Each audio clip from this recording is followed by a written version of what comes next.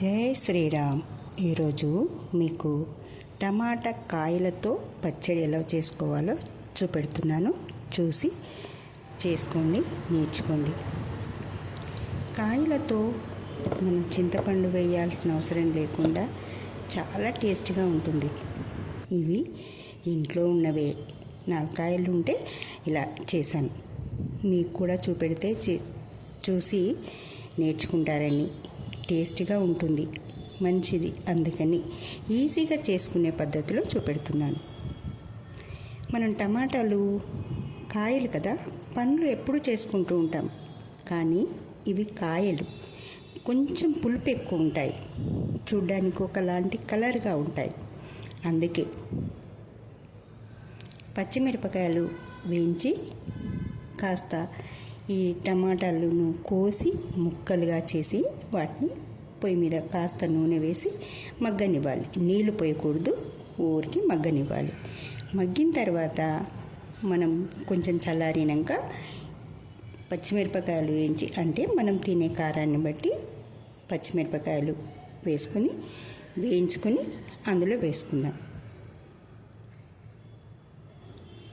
వేయించి ఆ పచ్చిమిరపకాయలు, కొంచెం వెల్లుల్లి, కొంచెం జీలకర్ర వేసి అది మిక్సీ చేసుకుందాం. అందులోకి కాస్త ఒక 2 స్పూన్ల నువ్వులు పొడి చేసి వేసుకుందాం. అవి నువ్వులు వేయించడం, పొడి చేయడం ఎప్పటికప్పుడు కొంచెం ఇబ్బంది అని ఒకసారి నేను వేయించి ఒక డబ్బాలో సేవ్ చేసి పెడతాను. అవి సేవ్ చేయడం వల్ల మనకి పొళ్ళు రెడీగా ఉంటే మనం వంట చేసేటప్పుడు ఈజీ అవుతుంది కదా. అందుకని అది టమాటా పచ్చడికి అక్కడ చల్లారుతుందని ఇక్కడ పోపుకు రెడీ చేస్తున్నాను. నూనె మనం పోపు ఎలా చేసుకుంటాము అలా మీకు నచ్చినట్టు పప్పులు ఉంటే పప్పులు వేసుకోండి. పప్పులు తినే ఇష్టం ఉంటే, లేకుంటే ఇక్కడ నేను వెల్లుల్లి వేస్తున్నాను, ఇంకేం వేయట్లేదు. మీరు ఏవి వేసుకుంటే అవి వేసుకోండి. వెల్లుల్లి, జీలకర్ర, ఆవాలు, వెల్లుల్లి, కరివేపాకు ఇవన్నీ వేసుకోవచ్చు.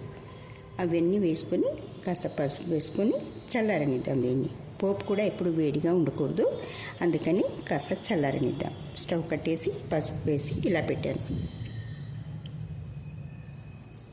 ఇప్పుడు టమాటాలు మగ్గినవి ఉన్నాయి కదా, అందులోకి వేయించి పెట్టుకున్న, ఇందాక మిర్చి వేయించుకున్నాం కదా, వాటిని అన్నిటినీ కలిపి మిక్సీ జార్లో వేసుకుంటున్నాను.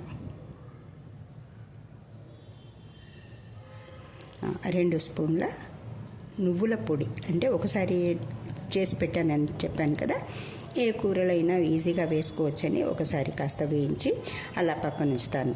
ఎప్పటికప్పుడు వేసుకోవడము, ఊకే వేయించుకోవడం, కొంచెం కొంచెంగా మిక్సీ చేయడము టైం వేస్ట్ అనిపిస్తుంది నాకు. అందుకని ఇవన్నీ కలిపి వేసి మిక్సీ చేసి అప్పుడు దీన్ని ఇందులోకి పోపు తయారు చేస్తున్నా. పోపులో వేసేసుకుంటున్నా. మనకు సాల్ట్ కావలసినంత వేసేసుకోవచ్చు. అంతే కదా, టమాటా చట్నీ రెడీ అయిపోయింది. ఎలా ఉంది? ఈజీగా ఉంది కదా. ఈజీగా చేసుకోండి, తినండి. నా ఛానల్ చూస్తున్నందుకు థ్యాంక్ యూ. నాకు సపోర్ట్ చేస్తున్నందుకు థ్యాంక్ యూ. మళ్ళీ కలుద్దాం ఇంకో వీడియోతో.